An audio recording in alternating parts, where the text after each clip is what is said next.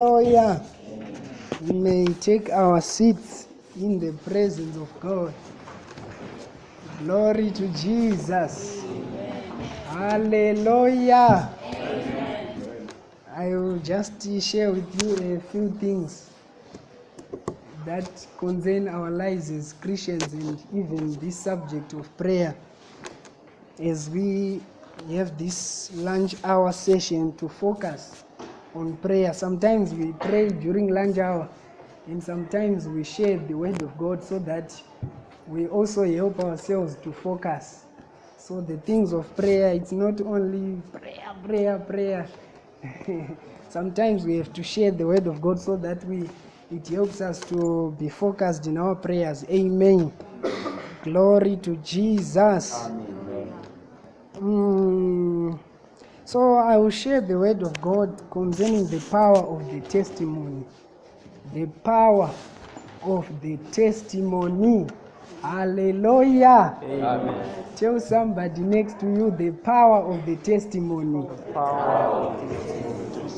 The power of the testimony. Hallelujah. Before I talk of the power of the testimony, I just want to look into a certain question. I met a certain question last year, and someone was asking, why do we pray in the name of Jesus if Jesus is really God? So this question is not as simple as why do we pray in the name of Jesus? Because there is an if there.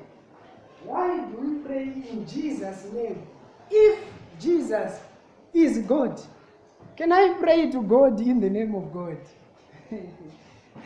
So, you see, Jesus was the Son of God on earth. But if I say Jesus is not the Son of God, is it hard for you to understand? If I say Jesus is not the Son of God, how many quickly pick what I'm talking about?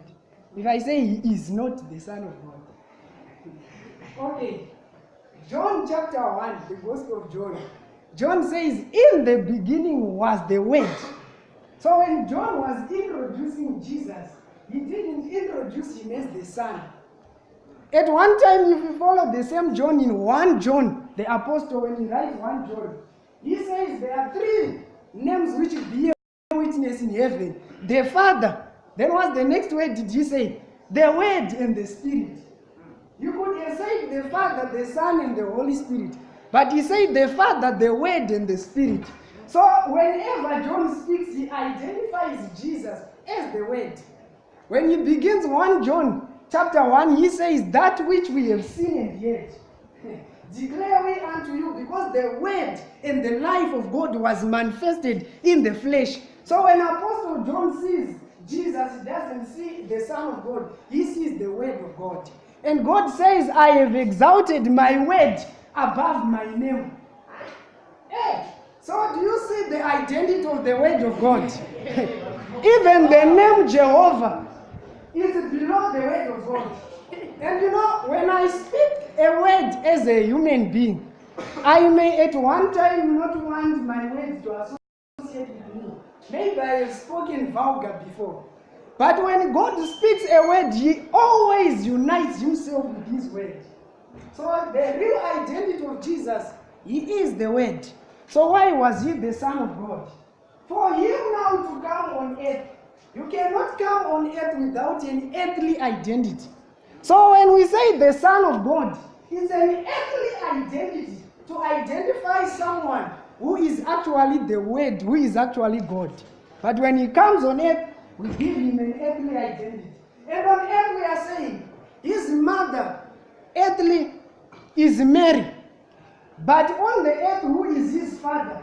Earthly wise, who is his father? Then we cannot say his father is Joseph, because Joseph did not meet with Mary. So who met with Mary? Is the Holy Spirit. So earthly we say, this Word of God is the Son of the Holy Spirit. So he is the Son of God.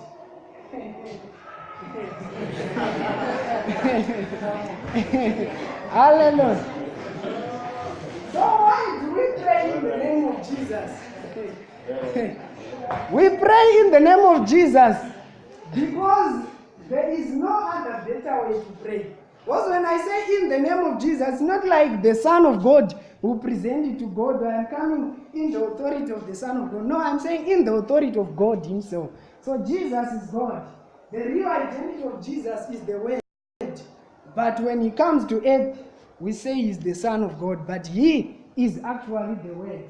And the Word is God. And God and his Word cannot divide. You can say the Word is higher than God. So that's Jesus. We pray in his name because we are praying in his authority. So when I say in the name of Jesus, I say in the authority of God. Glory to Jesus. Was it strong? I hope it wasn't. The power of the testimony. The power of the... I was just introducing so that you get more interested. Now, what is to testify? You know, I cannot give a testimony if nothing has happened. So something has to happen so that I testify. So why am I talking about the power of the testimony? It's because I have to use the power of the testimony in prayer. So it's the power of the testimony in prayer. Now, what is a testimony? It's just an account of what happened. An account of what happened. And when I testify in the church circle, I'm just giving an account of what happened in relation to God. There has to be God there. It cannot be a testimony when it's just I was sick and I was good and there is no God somewhere, somehow. So there has to be God for it to be a testimony. That's the testimony. Lord Jesus. So when I pray, I have to use the power of the testimony. That is, I have to make an account with my words of what has happened in relation to God. What has happened between I and God. So I say, thank you, Father. You have made me rich. You have supplied all my needs. You have given me the ability to love. And as I go out to nurse, I'm going to share love to everyone I see. I'm going to smile at people. I'm going to see the best in them. So I'm standing on the power of the testimony. I'm testifying that the love of God is shed abroad in my heart. So I'm going to love. It's different from when I ask God, empower me with the spirit of love. I want to love my brethren. I've been failing, oh Father. But I now, it's good you have been failing. It's true, you want to be so truthful and so open, but that's true. You have been failing. Wow. So, when you testify, it's different from when you ask. You know, when you ask, you want something to be done. But when you testify, you are saying something has already been done. Now when it comes to asking, there is not much to learn there. Because the asking is very easy. But testifying needs to be learned. It can be easy for some people who have learned how to testify. But to ask it's easy. Father, give me, please give me this. Father, this. But the danger with asking is this one. You will not know when he gives you something. You will not know the time. Like if I say, Father, please give me a good attachment. Then I come out of the prayer room. The next time I'm going to prayer, my question is, did he give me? So when you ask, you don't know the time he gives you. Because when I ask, I'm saying, he shall. He shall. So it's in the future. The giving is in the future. So when I say, please give me an attachment, he shall give me. But when will I know that he has given me? So when I'm walking in asking, what I need, I need the prophetic so much. I now need the prophetic word to confirm that he has given me. If I cannot get it from someone, I will get it through vision or maybe in a dream. And most Christians, that's where we are. When you have a dream, just with a clue, maybe you miss the interpretation of the dream. Just with a clue of an attachment, then you say, yes, it's done. That's good. That's good. But sometimes you will not confirm even with a dream. So your question is, when shall we do it? And you are wondering, because when you look by your physical eyes, it's not there. It's not there. You are not yet attached. The time is even past. You are the last one in your group. And sometimes you even get confused. So should I continue to declare it? Should I? Because you don't know when shall he give you. But when I testify, I already know when. I already know that it's already done. So there is no point now on going back to God and saying, manifest it. Because you are already testifying. How can you testify for something that is not there? So that's the power of the testimony. It sets you in a certain spiritual place, which is a little bit ahead of where you would be if you were asking. But asking in itself is very good because Jesus told us to ask. But when I know the power of the testimony, it also gives me revelation to know what to ask for. Sometimes I can ask for a list of angelic assistance. I can ask for my eyes to be open so that I can see where the money is. It's different from when I'm asking for the money in the first place. Because I'm trying to work in the power of the testimony. I'm trying to avoid asking for things so much. So I can operate even without asking. But if you are asking, there's one time when you shall need to operate with the testimony. You won't avoid the testimony if you are working with God. You have to have a day where you testify that you did it. But if I'm testifying, it doesn't mean I will have a day to ask. I can just continue testifying. But these are deep things of God. Hallelujah. Amen. Glory to Jesus. Amen. Why testify? I think you can open on Romans 4 and also 1 Corinthians 2. Romans 4 I will read from verse 17, King James. Then the other one I will read from verse 12, is King James also. I usually use King James. Romans 4 verse 17, why testify? So when I'm talking of testimony because it's important to use this power of testimony in prayer. I simply thank God and testify of what He has done in my life. Everything I need on earth, even if you say a good wife, if I can zoom my Bible very well, I can find evidence that He already gave me, even a good wife. Hey. Even a car. Actually, the apostles, you know, it's so nice to see that all the apostles in the New Testament, they had that revelation. Apostle Peter says he has given unto us all things that pertain unto life itself. So if it has to do with life, a degree, attachment, all things. Then he says, Apostle Peter takes it deeper. Because he classifies life and godliness. So he's saying, if it has to do with life, you are given. If it has to do with godliness, words of knowledge, prophecy, seeing vision, healing the sick, hey, the gift of faith, the Apostle Peter is saying not only things that pertain to life, but he has given you all things that pertain to godliness. Apostle Paul at one time says, he says, blessed be God and the Father of our Lord Jesus Christ, who has blessed us with all spiritual blessings in heavenly places. Hey. Apostle John then says, he then says, it wants to run away from me. These things have I written, it wanted to run away the script. These things have I written unto you who believe in the name of the Son of God, that you may know that you have eternal life. So if you have eternal life, what else are you looking for? So when I get into prayer, I'm testifying. Thank you, Father. I can see it. I can see it. Glory be to Jesus. What an attachment. The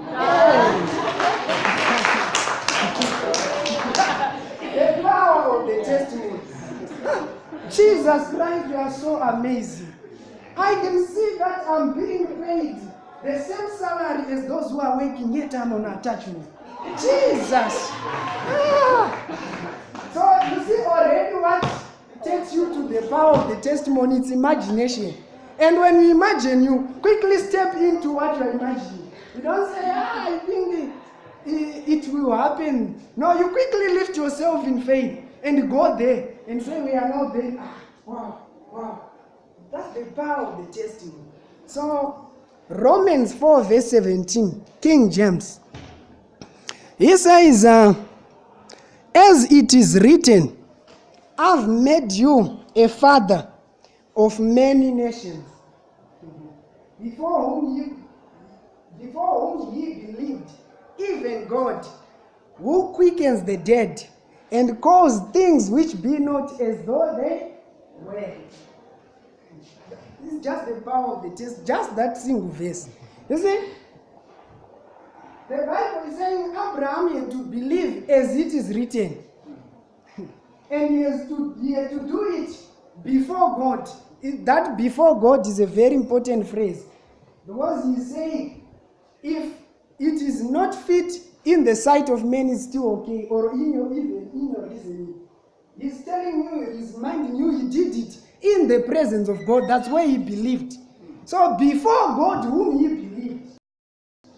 Meaning, before my mind, it can be nonsense that I'm testifying for something I'm not seeing. But the power of the testimony works before God whom I'm believing. Are you seeing it? Yes. If you read it, why testify? Why should I use the power of testimony in prayer? One of the major reasons is because of faith, the law of faith. 2 Corinthians 5 verse 7. 2 Corinthians 5 verse 7 says, for we walk by faith and not by sight. The word walk there is a very important verb. He's saying if you are still asking and you are not seeing what you want, you are not progressing. You are seeing your testimony there and you are asking God to bring it, or you are asking God to move you. But if you want to go towards your testimony, we walk. If we don't want to walk, we could run. For us to go to our testimony, we have to walk there. And he's saying the thing that carries us to be able to walk towards our testimony. We walk by. So by faith, I'm walking towards my testimony. So that's why I have to use the power of testimony in prayer. Because we walk by faith and not by sight. The other reason why I have to use the power of testimony in prayer, I just need to thank God and testify in prayer. Not even to try to take all my emotions and try to. There are times when you see, now I know I need God. Now this thing needs faith. And you see, when you lift your hands, the way when you close your eyes like this, and you seem to take your emotions as if you want to do it, my Lord. So what works in prayer is the power of the testimony. The other reason why you need this power of the testimony, Hebrews 11 verse 6. That reason, it will push you into this testifying. The Hebrews 11 verse 6 is too much. He says, without faith, it's impossible to please God. So there's a time I said, I had this faith thing. It's kind of like hard for me. So I just want to avoid it and just do my things without applying much faith. Because faith is not nice. Then when I met this scripture, I didn't like it. Because I had concluded, I just want my things without applying faith. I may apply maybe wisdom, I may try maybe to see physically, if I need this thing, how can I do it purely physically?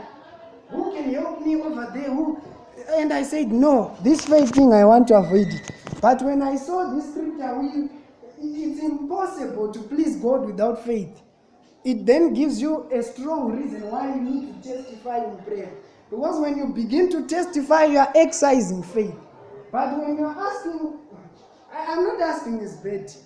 I'm not saying asking is bad. But I'm saying when you are trying to move God to do something, you are trying to tell him what to do. He said, I'm faithful. So if he's faithful, he says, I'll give you health. Because he's faithful, he doesn't need you to remind him. Please, that health you promised me. The reason why you remind him and say, please, that health you promised me, is because you are not seeing the health. You are seeing yourself suffering. So because you are not seeing what he is seeing, he's seeing you health, and you are not seeing yourself health. And you think the symptom of flu is the right evidence that you are not healed. The word evidence itself, what's evidence? What's reality? What's truth? Evidence is in the word of God. So I don't look for the evidence of being healthy because I have symptoms. So already the way you see things, he wants you to see everything through scripture. Everything. So if you want evidence that you have money, you find the scripture. So if you want to say, God, please give me this money, you have to find the scripture, which proves to you that in the first place you don't have the money.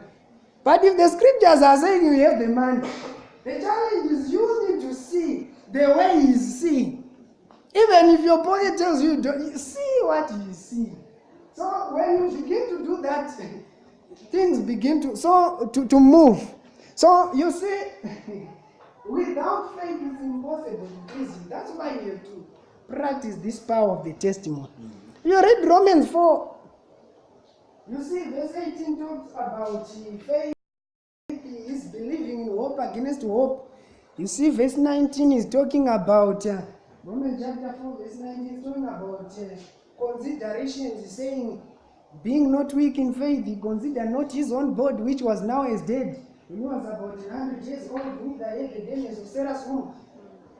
He staggered not at the promise of God through unbelief. That's verse 20. But he was strong in faith. And what did he do? He gave glory to God. Do you see the power of the testimony? And this is what activates you to testify. It's on verse 21, Romans 4. That's what gives you the foundation. It says, and being fully persuaded. So now, what hinders you from going into prayer and start testifying is because you are not fully persuaded. So that's why I was saying evidence matters. Where are you getting the evidence that you are sick? So you are not even fully persuaded that you are healthy. Because the symptoms of sickness are opposing what you are thinking. So now that's why God had to give him it as a law. We celebrate him so much, that is the father of faith, but some of the things God trained him, he didn't put much in it. Because God had to say, change the name Abraham, put Abraham, but there was no child. And he's already doing, father of many, how are you? Father of many, how's the day today? Bye, father of many. People were saving his conduct as father of many. So God is already training him to testify. That's where the secret is. Father of many. Sarah says, Father of many, how are you this morning? You see, so that made him to be fully persuaded. That's what gives you the power to testify. Are you fully convinced? If you are not fully persuaded, what do you need to do? Go back to the scriptures. Go back to the Bible. Meditate. Think deeply. Meditate. Think deeply. What does it mean? Think deeply. And after you meditate, speak it. That's 2 Corinthians 2 now. 2 Corinthians 2 now. Speak it. 2 Corinthians 2, verse 12. Open it. Open it. I'm concluding now. Open it. The Apostle Paul says, now we have received not the Spirit. You see, I like Apostle Paul because he didn't just jump to what we call bonds or conclusions or implications. You have to start by laying out a foundation. So that when he concludes, sin shall have no dominion over you. You know where he's coming from. So are you seeing the foundation there? Before I can testify on verse 18, on verse 12 he's giving me a foundation. What's inside? Believe in what's inside. We have received not the spirit of the world, but the spirit which is of God. So he's telling you inside you there is the spirit of God. It's 1 Corinthians 9. Oh, thank you. 2 verse 12. So we have received not the spirit of death, but the spirit which is of God. That's the thing which gives you boldness to testify. Knowing that inside me, there is the spirit of God. And he tells you the reason why the Holy Spirit is inside you on that verse. One of the reasons, there are so many reasons, but one of the reasons is that we may know, not assume, that we may know the things that are. Read the next one. The things that are they given through waking? Are they given through even fasting? The things that are freely given. So there is no excuse to say, because I didn't do this, because I missed lunch hour, I cannot get these things. Because I spoke a lie, I cannot get these things. The things that are freely given unto us. Now he has laid the foundation. Verse 18 is now talking of this power of the testimony. Which things we speak. Hey, let's stand up. We want to get ready to pray. Which things we speak. Not in the words. He's telling you the type of words you use to testify. You use scripture or you use tongues. Because man's wisdom does not teach scripture. Number one. Number two, man's wisdom does not teach tongues. Because he says we speak wisdom in a mystery in one of the scriptures. And speaking wisdom in a mystery is speaking it in the scriptures. Or I speak it in tongues. I like it even when it goes to tongues now. Or when I combine the two and I speak scriptures in tongues. I like it that way. It becomes 100% a mystery. And he says, which things we speak not in the words which man's wisdom teaches. So the syllabus of testifying is not in the words which man's wisdom teaches. Man's wisdom, that's the one which teaches you. You can't testify of a job which is not there. You haven't even graduated. You can't testify of an attachment which is not there. That's man's wisdom. But the apostle is saying, when I begin to testify, I don't use words which man's wisdom teaches, but words which the Holy Ghost teaches. Amen. Now, verse 14, I didn't plan to read that one, but it's just nice. What's a nice continuation? It says, comparing spiritual things with the spiritual. So he's saying, when you want the word comparing, there it's a comparing of intellectualism. A comparing of intellect where you are reasoning and you are trying to compare what you are speaking and what is true. So he says when you speak these words, you will compare spiritual things which you are speaking with the spiritual things in the scripture. Comparing spiritual things with the spiritual. So you don't compare what you are saying with the carnal. That's the problem of Christian. You compare I'm healed with the carnal knowledge. Oh, but I have symptoms here. Comparing spiritual things with the spiritual. Then I like the verse which says, but the natural man. He's not talking about the carnal man, no. He's talking about the unborn again. The one who is not saved. But the natural man cannot receive these things which are saying. Because they are foolishness unto you. Neither can you even know them. Because they are spiritually discerned. So these things which we are talking about testify. They are spiritually discerned. Hallelujah. Amen. So I thank God for the time which we had. So I just want us to pray and begin to testify. And after we testify, I leave this time to the next person who is going to come here. Let's pray.